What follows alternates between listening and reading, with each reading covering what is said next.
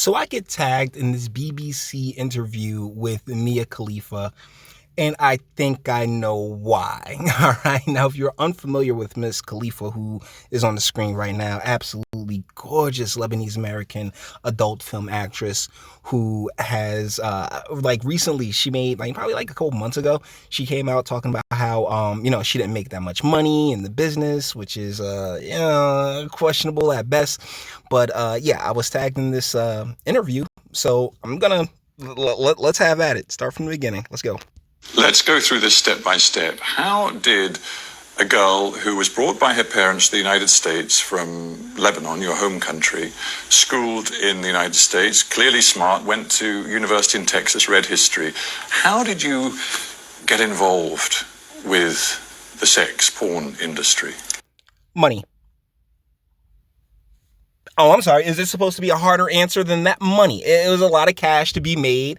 She was young. She's attractive. I mean, let's not mince words here.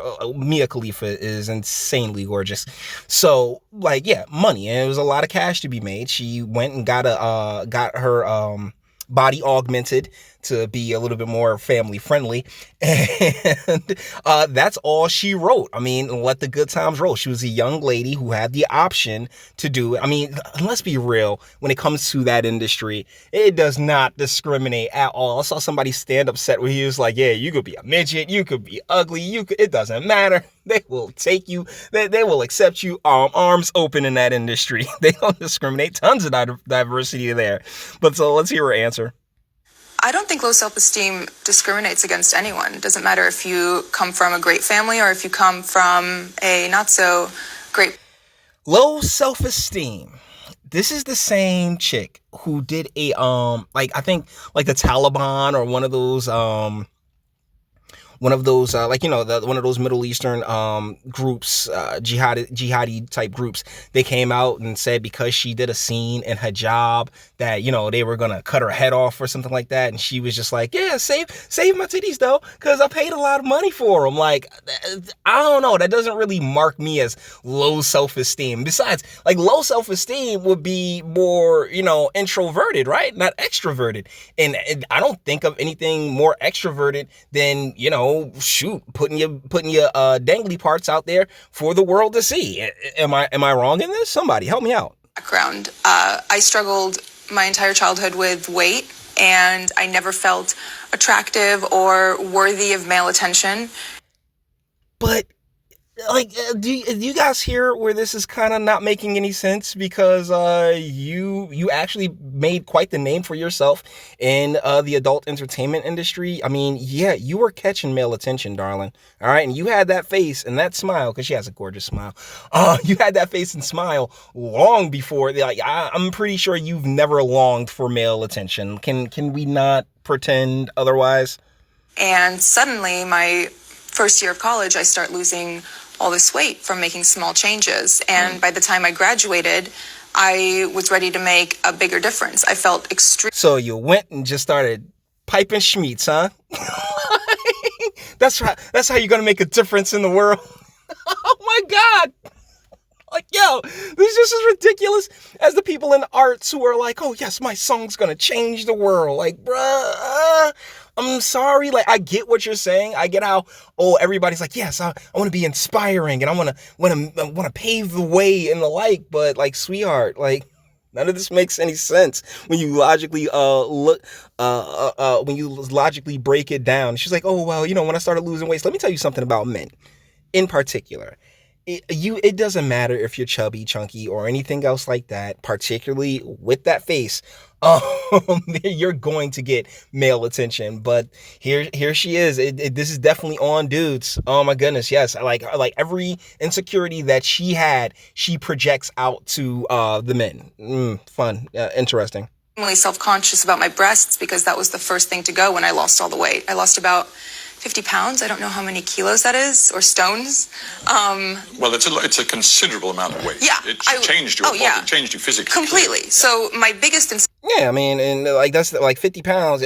50 pounds is a lot. Make absolutely no mistake about that. But look at her frame now. It's not if she carried it anywhere, she probably she more than likely, because it's not like she brought pictures to this thing, but she more than likely carried it in her chest and in her and like, you know what I'm saying, in her thickness and the like. So yeah, losing about 50 pounds, man, it's gonna slim you down. But she was like, oh yeah, my chest was the first thing to go, so you know, I had to go get implants. Security was my breasts, so I wanted to more or less go back to what they normally were.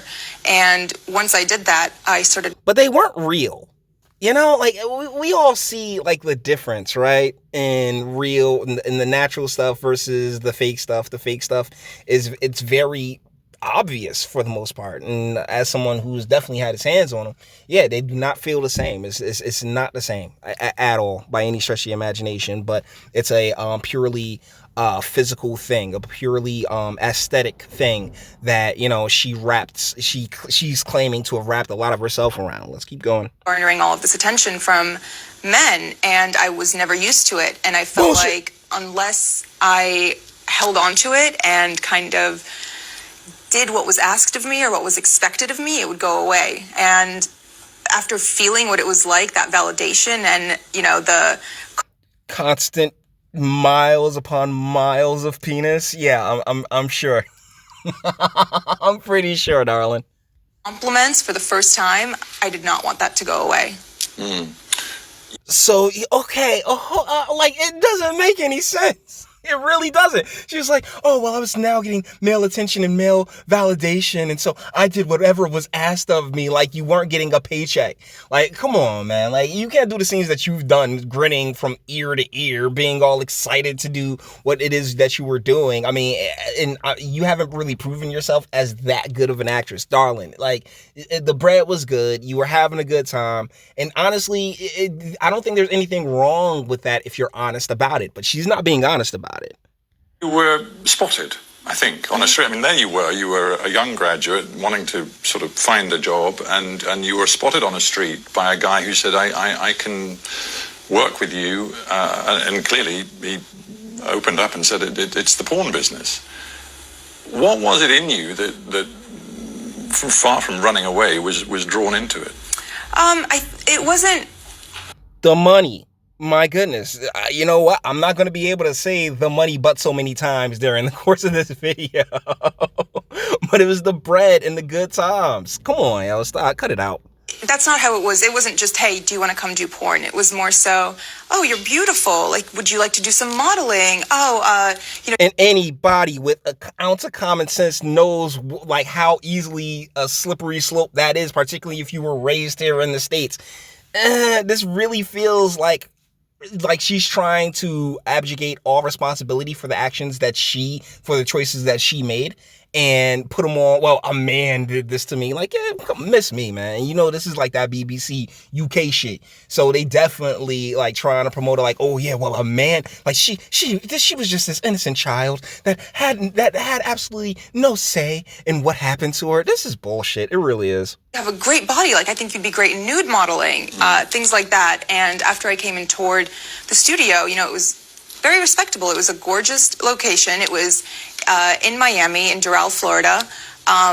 It was clean. Everyone who worked there was nice. All of their cubicles were decorated with family photos. Like, it was nothing. It was a business. It was a business that you were partaking in. Like, that's the thing that kind of like blows my mind living in 2020, like how anyone would expect like it to still be on some Boogie Night shit. It's beyond me. Like, no, it's a level of professionalism there, because at the end of the day, it's a business about making money. Like, I'm like, yo, but here she is. She's the victim. They were just so nice, and it kind of just seduced me into this. Watch. Or that made me uncomfortable. And after the first time I went in wasn't the first time I filmed a porn movie. So what were you doing before that? It was the second time. The first time was more so you want to do this, and hold on, let's see what she says. It was the second time. The first time was more so, do you want to do this? Like, sign the paperwork, et cetera, et cetera. These guys, they just... And she did. That cut, I'm sorry. Do you want that? Like, all the options were on the... You know what? I think we're done here. It's like 2 minutes and 47 seconds into this video. I can leave her right here because she's a gorgeous chick. Make absolutely no mistake. But every choice that you signed that paperwork. right? You chose to do this. Why are you playing victim? This makes absolutely no sense from a logical standpoint. But once again, we're living in a world with like estrogen just popping from everybody's ears. So they're like, oh, she's this darling child that never had a chance. My goodness. Oh, even though like, yo, she apparently came from a decent home. But she saw this opportunity to make some cash, make some name for herself. She's capitalized on that. There's absolutely nothing wrong with it. But don't sit here now and pretend like, oh yeah, you were a victim. You were a victim. You were seduced into this by any stretch of the imagination. It's a tad bit on the ridiculous side. But either ways, I mean, I still toss you some pumps. No strokes. Definitely pull out without question. And the chick's nutty and a squirrel shit. But that's how you know that cat is like extra good. Okay.